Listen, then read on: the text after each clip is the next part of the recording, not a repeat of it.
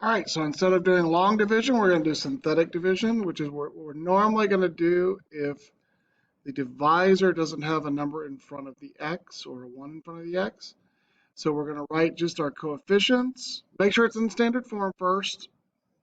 If there's any gaps, make sure you fill them in. So like the one on the test has got some gaps that need to be filled in, right, with a 0 x cubed or a 0 x squared or a 0 x. So you got to make sure you do that first, right? But then we write our coefficients only.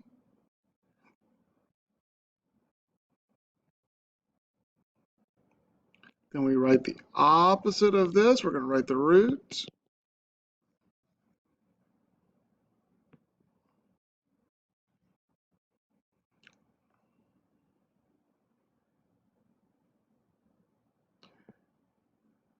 And then we pull the first number down, and then we just multiply and add, multiply and add, multiply and add.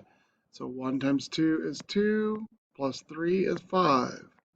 1 times 5 is 5, plus negative 2 is 3.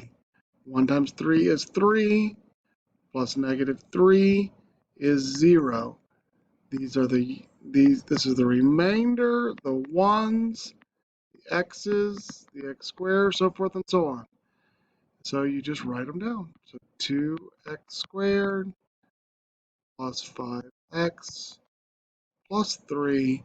And there is no remainder in this case, but if there was, you'd put it over the original divisor.